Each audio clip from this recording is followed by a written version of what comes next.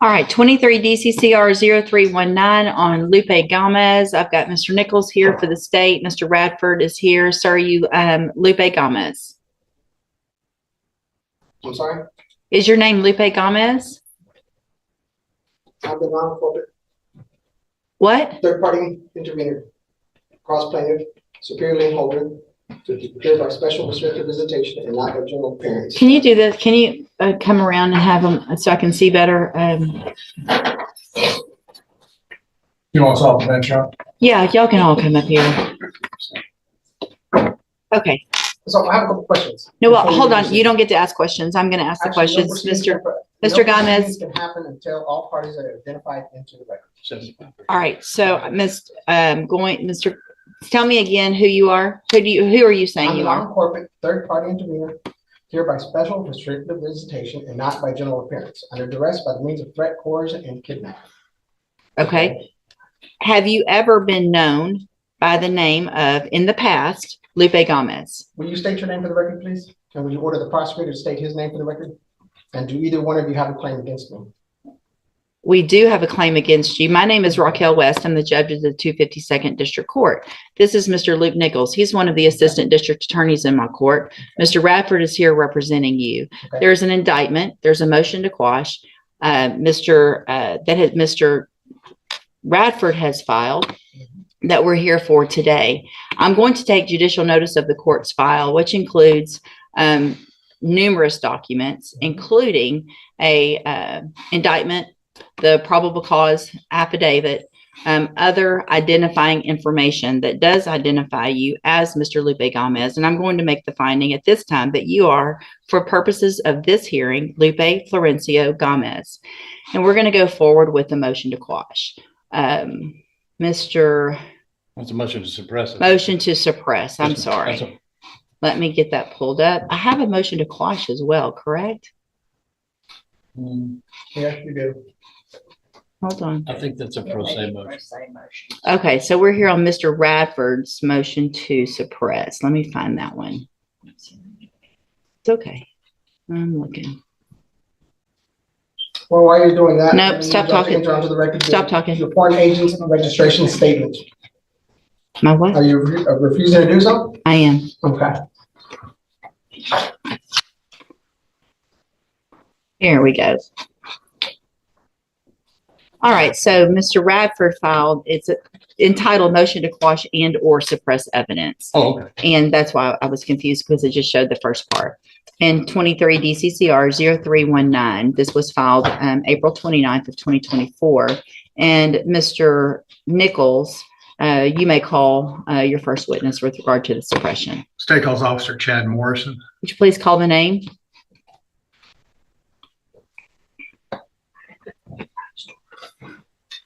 Officer Chad Morrison. No response, Your Honor. All right, Mr. Nichols. Your Honor, I have no other witnesses in this time for this hearing. The state rests. May I make a statement on the record? Yes, you may. Your Honor, I was in contact with Officer Morrison last week. He is formerly of Port Arthur Police Department. He now is with a different agency in the greater Houston area. He indicated he is on injury leave at the moment and would not be appearing for this hearing. He was also on injury leave and was unable to appear last time we were set for this hearing, approximately 2 months ago, maybe in May. So that at this point, the state has no other option but to rest in this hearing and present no other evidence. All right. Anything, Mr. Radford? No, ma'am.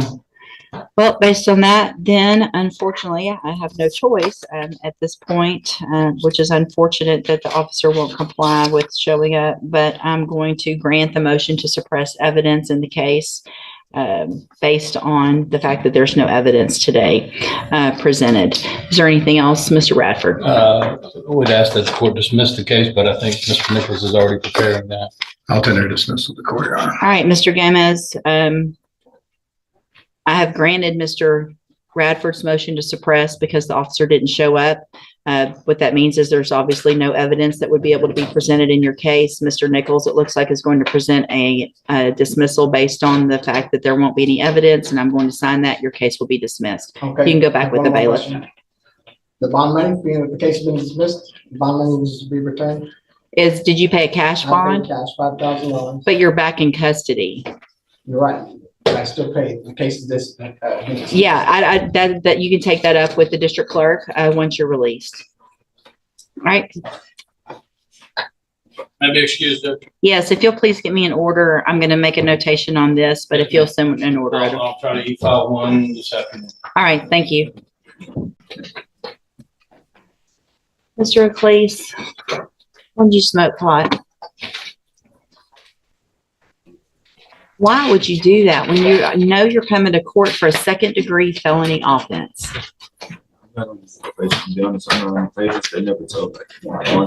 It's common sense that you're on bond for a felony and you're coming to felony court. No one should have to tell you to follow the law, right? I'm going to raise your bond it is a bond condition that you follow the law. So when you made bond, part of your conditions was that you follow the law. You haven't followed the law. I'm going to raise your bond in your case. What was the bond that you made? Let's see if I can figure that out. Sorry. How old are you? 27. Yeah. I never made any mistakes since I quit this. I paid all the time, came to court on time. Are you working? I'm just lost my job recently for transportation. What I'm saying, I have a newborn, man. My daughter's 3 months. I'm trying my best. You're trying how are you hold on. What are you doing to help your child that's 3 months old by smoking marijuana? Because if you go try to get a job and you test positive, you can't get a job. How's that going to help your daughter? So you are making mistakes. You're making ridiculous choices. You can go to prison in your case. Don't talk over me. You can go to prison for up to 20 years in this case. And to take a chance while you're out on bond, when you should be trying to get a job, and instead you're out smoking pot, you're not taking care of your daughter. Am I correct?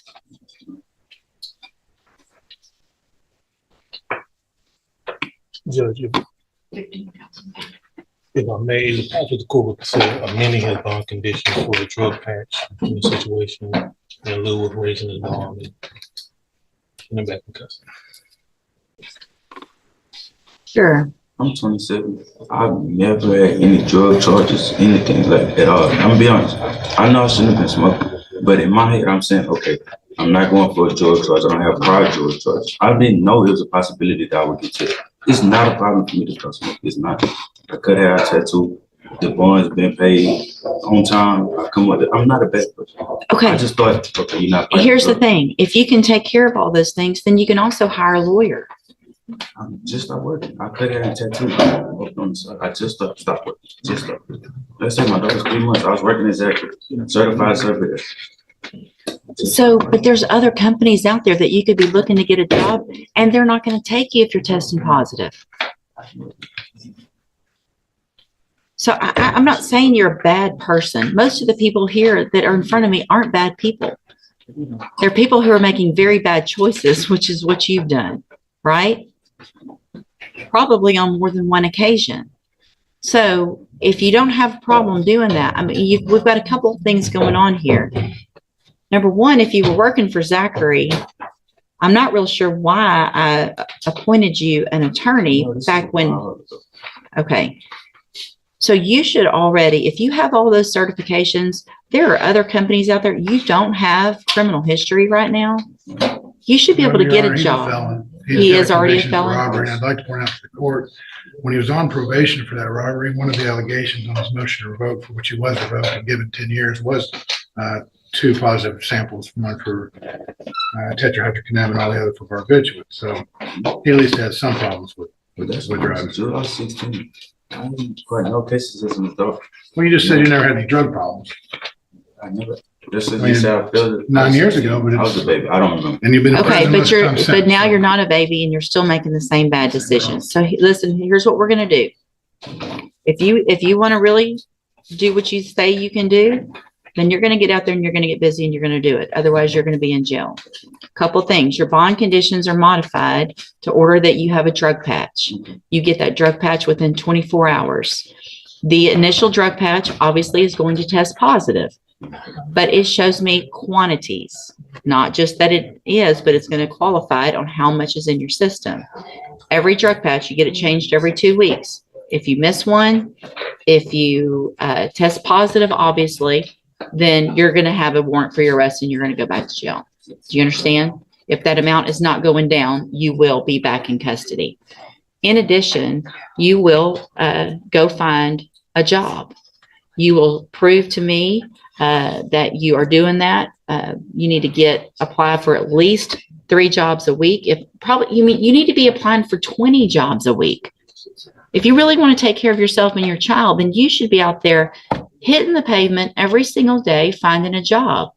Clean up, test negative, go get a job if you have these certifications. Prove that you're not still 16 and making those stupid decisions. All right.